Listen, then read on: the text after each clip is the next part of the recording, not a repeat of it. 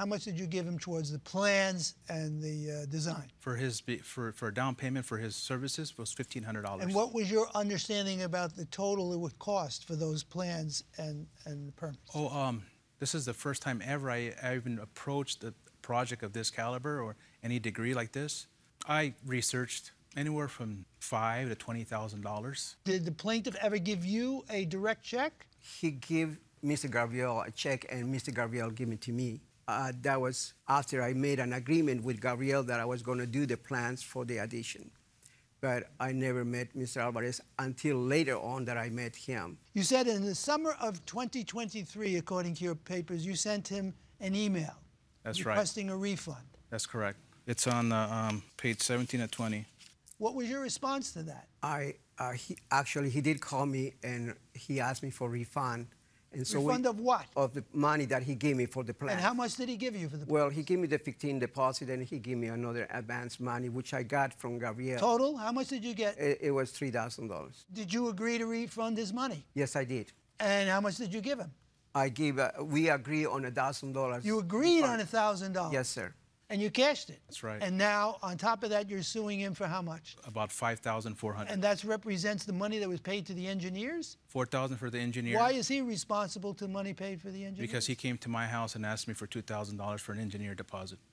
Twice. Is that right? At the time I was doing the plans and submitted to the city actually already looked the plans and they agreed with it.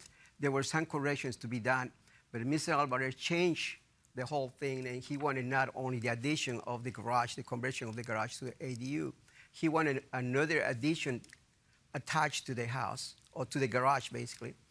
And at that time, Gabriel asked me if that was possible.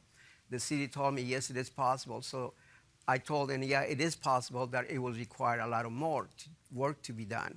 Not only that, the city required an engineer for soil report, an engineer for grading, a lot of more stuff, which probably will be in the amount of more than $10,000.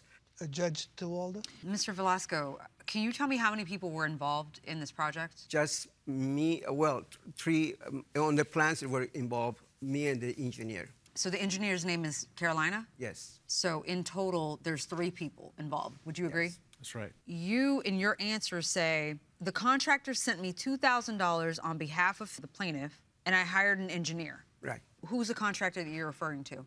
Gabriel. You said in your complaint that you gave the $2,000 directly to him for the engineer.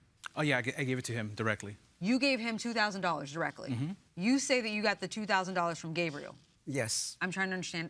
Yes. Well, most of the money came from Gabriel. So he will give Gabriel the money or the check, let's say. He's saying he gave you $2,000 for the engineer. No, you said you got the $2,000 from Gabriel. I'm trying to understand what happened. Well, that's something that he's saying that, and like I said, I never received from his hands any money or any check. Do you have proof of the $2,000 you gave? I got the check right here, the copy on page 19. He picked up the check himself at my home. We shook hands. He said, I'm gonna give this to Carolina. And what was Carolina supposed to do, Mr. Velasco?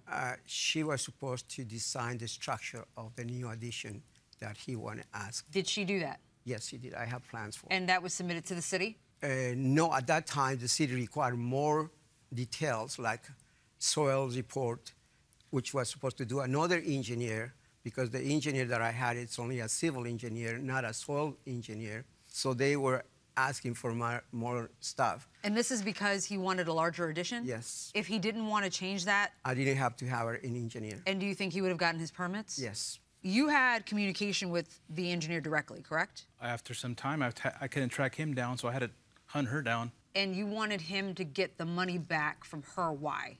Because he never completed the permit process.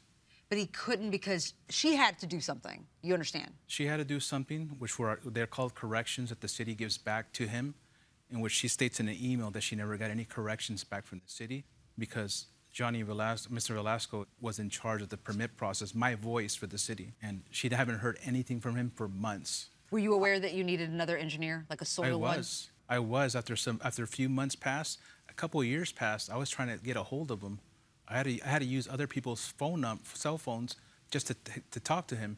He wasn't answering my calls.